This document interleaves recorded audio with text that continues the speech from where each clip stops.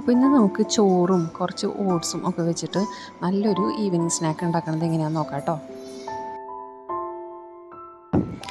അപ്പോൾ അതിനായി ഞാനിവിടെ കുറച്ച് ചോറ് എടുത്തിട്ടുണ്ട്, പിന്നെ ഒരു മീഡിയം സൈസ് സവോള ചെറുതാക്കി അരിഞ്ഞത്, ഒരു 5-6 പച്ചമുളക്, ഒരു ചെറിയ കഷ്ണം ഇഞ്ചി, പിന്നെ ഒരു 3-4 അല്ലി വെളുത്തുള്ളി, ഇതെല്ലാം കൂടെ ചെറുതാക്കി ഇങ്ങനെ അരിഞ്ഞ് വെച്ചിട്ടുണ്ട്.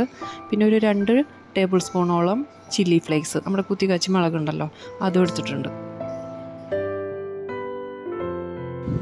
ഇനി ഞാൻ ഈ ചോറ് നമ്മുടെ മിക്സിയുടെ ചെറിയ ജാറുണ്ടല്ലോ അതിലിട്ട് ജസ്റ്റ് ഒന്ന് അടിച്ചെടുക്കാൻ പോവാണ്.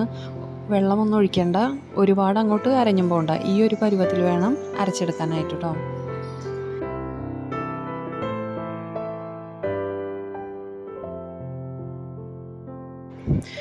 ഇനി ഞാൻ ആ ചോറ് ഒരു പ്ലേറ്റിലോട്ട് മാറ്റുന്നുണ്ട് കേട്ടോ. എന്നിട്ട് അതിലോട്ട് നമ്മുടെ സവോള, പച്ചമുളക്, ഇഞ്ചി, വെളുത്തുള്ളി, ചില്ലി ഫ്ലേക്സ് അതെല്ലാം കൂടെ അതിലോട്ട് ആഡ് ചെയ്ത് കൊടുക്കുക. ഇനി ഇതിനോട്ട് ഞാൻ അരിപ്പൊടിയാണ് ആഡ് ചെയ്ത് കൊടുക്കണം കേട്ടോ. അതിനുശേഷം ഒരു ടേബിൾ സ്പൂണോളം കടലമാവ് ചേർക്കുന്നുണ്ട്. പിന്നെ ആവശ്യത്തിന് ഉപ്പ് ആഡ് ചെയ്യുക. എന്നിട്ട് വെള്ളമൊന്നും ചേർക്കാതെ നന്നായി കുഴച്ചെടുക്കാം കേട്ടോ.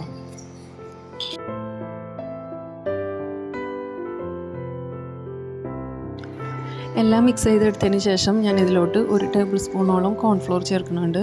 എന്നിട്ടെല്ലാം കൂടെ നന്നായി ഒന്ന് കുഴച്ചെടുക്കുക. ഇനി ഒട്ടി പിടിക്കുന്നുണ്ടെങ്കിൽ കുറച്ച് ഓയിലൊന്ന് ഒഴിച്ചു കൊടുത്താൽ മതി. എന്നിട്ട് എല്ലാം കൂടെ നന്നായി തന്നെ കുഴച്ചെടുക്കുക കേട്ടോ.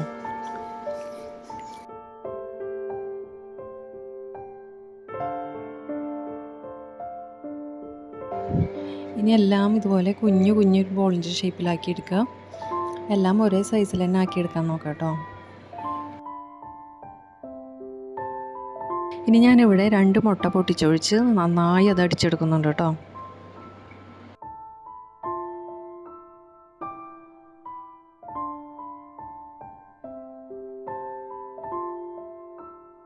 ഇനി നമുക്കിത് പ്രിപ്പയർ ചെയ്യാനായിട്ട് തുടങ്ങാം കേട്ടോ.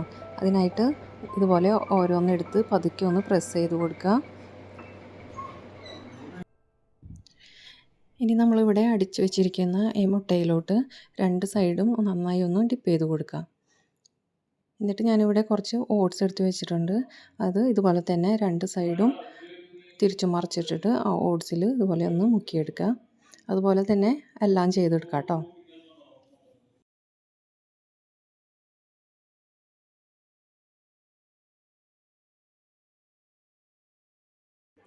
ഇനി നമുക്കിത് ഫ്രൈ ചെയ്തെടുക്കാം കേട്ടോ. അതിനായി ചൂടായ ചട്ടിയിലോട്ട് ഞാൻ കുറച്ച് ഓയിൽ ഒഴിച്ച് കൊടുക്കുന്നുണ്ട്. ഏത് ഓയിലായാലും കുഴപ്പമില്ല.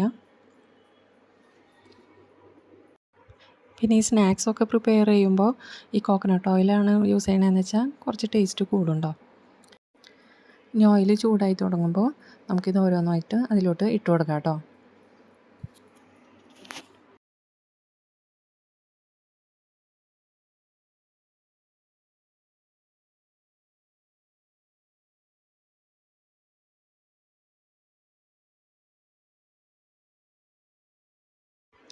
എന്നിട്ട് ഒരു സൈഡ് ഒരു ലൈറ്റ് ബ്രൗൺ കളർ ഷെയ്ഡ് ആകുമ്പോൾ നമുക്ക് മറിച്ചിട്ട് മറ്റേ സൈഡും അതുപോലെ തന്നെ കുക്ക് ചെയ്തെടുക്കാം കേട്ടോ.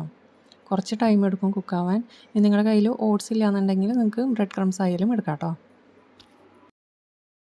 അപ്പോൾ നമ്മുടെ നല്ല ടേസ്റ്റി ആയിട്ടുള്ള ഈ ഈവനിങ് സ്നാക്ക് ഇവിടെ റെഡി ആയിട്ടുണ്ട്. എല്ലാവരും ഒന്ന് ട്രൈ ചെയ്ത് നോക്കി ഫീഡ്ബാക്സ് ഒന്നൊക്കെ അറിയിക്കുക. ഇഷ്ടപ്പെട്ടാലൊന്ന് ലൈക്ക് ചെയ്യുക, ഷെയർ ചെയ്യുക, ഒന്ന് സബ്സ്ക്രൈബ് ചെയ്യുക കൂടി ചെയ്യാം കേട്ടോ.